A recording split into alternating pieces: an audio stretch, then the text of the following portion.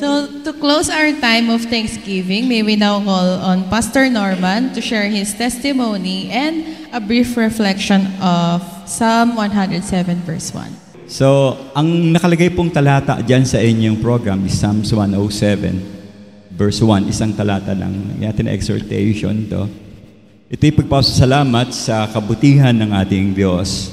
Ang sabi po sa talatang una, Kabanata 107, purihin si Yahweh sa kanyang kabutihan, ang pag-ibig niyo'y tunay, laging tapat kailanman. Ito pong awit na ito, mga kapatid, ay isang paalala sa atin upang tayo palaging magpasalamat sa Diyos. Magpapatuloy tayo sa kabutihan kanyang ginagawa sa ating buhay. Kasi po, tunay naman talagang siya ay napakabuti, hindi natin matatanong yon. At yung kanyang pag-ibig, sabi dun sa talata na binasa natin, ay magpakailanman ang kanyang pagmamahal sa bawat kanyang anak. At ito po ay itong talata na ating pinag-uusapan ngayon, isang talata na nagpapahayag ng pasasalamat din po sa mga katangian ng ating Panginoong Diyos. At hindi lang sa kanyang katangian, alam natin ang Panginoon, of course, hindi siya nagbabago kahit kailan. Hindi mo siya masasabihin, nagbago ka ng ugali. Hindi.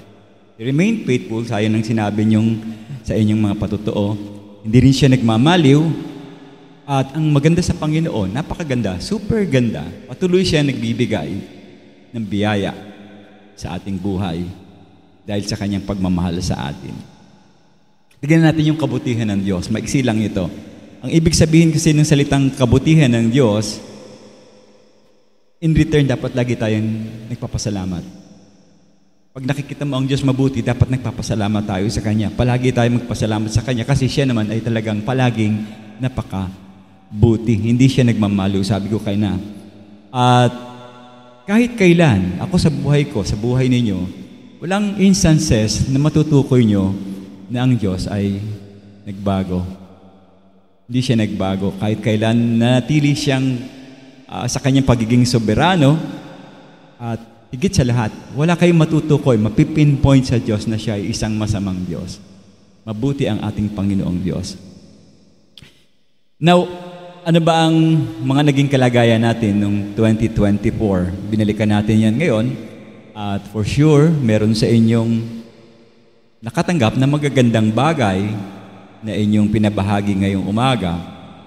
At marahil, alam ko, meron ding nakatanggap sa inyo ng mga pagsubok at mga pinagdaanan natin, mabibigat na pinagdaanan natin sa ating buhay. Ang nais ko pong itanong sa inyo, sa mga bagay na nangyari sa inyo na sa tingin nyo ay hindi maganda, kayo ba ay nagduda sa Diyos? Na wala ba ang inyong tiwala? Naisip niyo ba na, wala na akong pag-asa kasi bagsak na itong aking sitwasyon dahil napakalungkot ng aking nadaanan o pinagdaanan. O paalala po muli itong talatang ito, mga kapatid. Ang talatang ito, kabanatang ito ng awit ay paalala na kahit ano pa man, tandaan natin ito, ang mangyayari sa buhay natin o mga nakalatag na mangyayari ngayong taon na ito, alalahanin natin ang Diyos sa talata, lagi siyang mabuti. Ang kanyang mga plano para sa atin ay hindi magbabago. Para sa ikakabuti ng bawat isa sa atin. So dapat alam din natin na yung kanyang kabutihan, mga kapatid, ay of course hindi ito nakadepende sa ating mga nagiging kalagayan sa buhay. Kung hindi sa kanyang pagiging soberano bilang makapangyarihang Diyos at kasama na rin sa kanyang nagbubukod tanging pagiging mabuti. Now, pag-usapan natin yung pangalawa, walang hanggan ang kanyang pag-ibig. At dahil ang kanyang pag-ibig ay magpakailanman, sabi sa talata, of course, ibig sabihin nun, hindi siya matitinag. Napakatatag ng kanyang pag-ibig. Hindi ito nakadepende sa ginagawa natin o pagkilos natin o sa ating estado bilang mananampalataya. Kasi po, alam natin na tayo, obviously, nagbabago tayo. Ang pangit ng ugali ng mga tao kung hindi sila kakapit at mananangan sa kapangyarihan ng ating Panginoong Diyos. At maging yung ating pag-ibig, nagbabago yan bilang tao. Nagiging masama ang ating pag-uugali. Lalo na kung mayroong taong gumawa sa'yo ng hindi maganda, nagbabago ka, nagagalit ka dun sa tao. At nagbiro nga yung isang kausap ko nung isang araw, sabi niya, alam mo, Pastor, ayoko silang maligtas eh. Sama ng ginawa nila sa akin eh. Huwag mo silang babahagi ng salita. Panalangin mo na mapunta nila sa dagat-dagatang apoy. Sabi ko mismo ang Panginoon, iba yung kanyang panalangin. Patawarin mo sila kasi hindi nila alam ang kanilang ginagawa. So yung pag-ibig ng Diyos na ating sinasabing magpakilanman, dapat alalahan natin sa kabila man ng ating mga pagkakamali, pagkukulang sa ating Panginoong Diyos, patuloy po siya bilang ating Panginoon na tayo minamahal. Sapagkat ang kanyang pag-ibig ay hindi nasusukat kung ano ang kaya nating ibigay sa Kanya o gawin. Bagkus, ang kanyang pag-ibig, ito'y paraan kung gaano siya kabilis magpatawad, magbigay ng kapatawaran, at magbigay ng bagong simula sa ating mga buhay. Now, bilang tugon dun sa talata na ating pinag-uusapan ngayon, mga kapatid, masasabi ko na ang pagpapasalamat ay ang ating katanggap-tanggap at dapat na maging tugon sa kabutihan ng ating Panginoong Diyos. Sa kanyang walang pag-ibig, walang hanggang pag-ibig, magpakailanman na pag-ibig sa kanyang kabutihan, ang tanging tugon na pwede nating i-respond sa kanya ay ang ating pagpapasalamat. At sa tuwing naiisip natin na ang Diyos ay mabuti sa ating buhay, isang malaking biyaya, kahit na sa simpleng bagay, ay nakikita natin ito at dapat talagang tayong magpapasalamat sa Kanya. Magandang bagay, simpleng bagay, ordinaryong bagay, napakalaking bagay na ginagawa sa atin.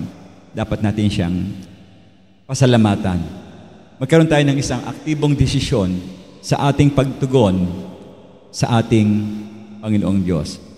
Of course, yung ating pagtugon dapat hindi siya nakabale o nakabase, ibig sabihin, hindi siya nakabase sa ating mga pakiramdam. At dapat ito'y maging bahagi ng ating pagkilala sa kanyang mga katangian, gali ng ating Panginoong Diyos. Alam natin na siya ay patuloy na magbibigay at patuloy siyang magdudulot ng kabutihan dahil nga ang kanyang pag-ibig ay magpakailanman. Now, ngayong araw mga kapatid, maglaan tayo ng oras. Magnilay-nilay tayo araw-araw, magpasalamat sa ating Diyos. Ano ba ang mga bagay na nagpapakita ng kanyang kabutihan sa atin? Naiisip niyo ba yan? Dalangin ko po, bago tayo maghiwa-hiwalay ngayong umaga, na makapanatili sa ating mga puso. Dapat ang puso natin mga kapatid ay punong-puno ng pagpapasalamat sa ating Panginoong Diyos. Sa kabila ng lahat ng ating mga naging pagkukulang at mga natatanggap din, dapat hindi nawawala sa buhay natin ang bukang bibig na pasasalamat. Kaya ang tawag natin sa service natin is Thanksgiving. Pasalamatan natin lahat na nangyari sa atin ng taong 2024. Maari kasing hindi maganda sa mata nyo, pero iba ang tingin ng Diyos. Maganda para sa Kanya yung bagay na yan. Huwag nating mamalitin ang kapangyarihan ng Diyos. There are things na hindi maganda para sa atin pag tayo titingin. Pero eventually, as you go along at malago ka sa pananampalataya, magpapasalamat ka sa Diyos at nangyari ang mga bagay na yan, katulad ng binanggit ni CJ, I'm sorry. Hindi maganda pero nagpasalamat siya dahil nagkaroon siya ng learning doon sa bagay na yon. So, salamat ba tayo? Meron tayong line dyan sa inyong program. Kayo na maglagay kung ano yung gagawin nyo in return sa pagpapasalamat sa Diyos. Pwedeng bilang way of pagpapasalamat, makikinig ka na lagi sa Melodies of Faith, sa iyon. O kaya lagi ka na magigising sa umaga, 7 a.m., makikinig ka ng Pastor's Devotion. Isang bagay yun para magpasalamat at pag-attend sa Bible study at pananalangin araw-araw. Bahala kayo kung anong gusto nyong ilagay dyan para sa inyong personal na paraan para tayo magpasalamat sa Diyos. Ngayon po, tayo'y manalangin sa pagwawakas. Panginoon, salamat po sa iyong kabutihan, sa natatanggap naming biyaya, sa iyong walang hanggang pag-ibig sa amin, at sa kabila nga, Panginoon, ng lahat ng aming mga nagiging pagkukulang sa iyo. Salamat, Panginoon, sapagkat patuloy mo pa rin ipinapakita sa amin ang iyong pagmamalasakit. Hindi lang yun, tinutulungan mo kami, pinapatnubayan mo kami, at ginagabayan mo kami sa aming mga lakad. Patawarin mo po kami kung minsan ay nakakalimot kami na magpasalamat sa iyo. Dalangin ko, O Diyos, ang iyong gabay sa amin upang ang aming buhay ay maging isang patotoo ukol sa iyong kabutihan at pag-ibig na walang hanggan. Nais namin maging tapat sa pagpapahayag ng pagpapasalamat sa bawat araw ng aming buhay. Maraming salamat po at ito ang aking dalangin sa pangalan ng iyong anak na si Jesus. Amen.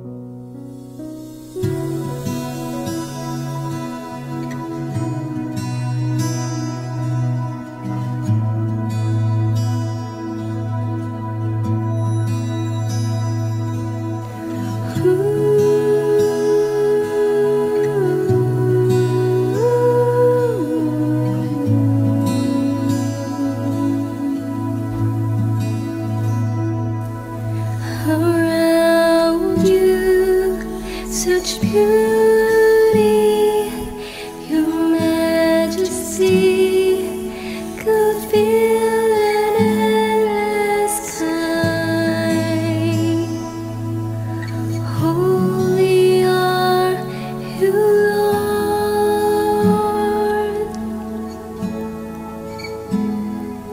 transcendent, exalted, the heavens cannot contain your presence. Holy are you, Lord. And as I behold your glory, I'm undone.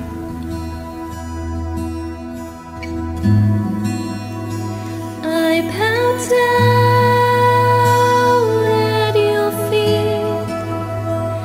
I bow down at your feet. I bow down at your feet, for you are my God, my God.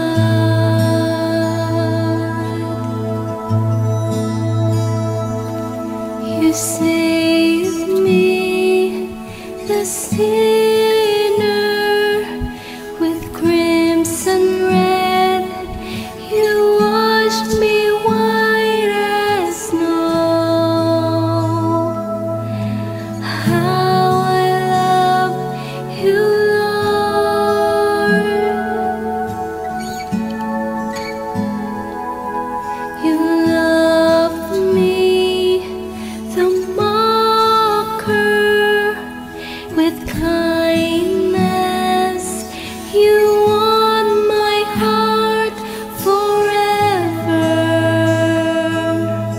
How I love you, Lord. And as I behold this mercy, I'm undone.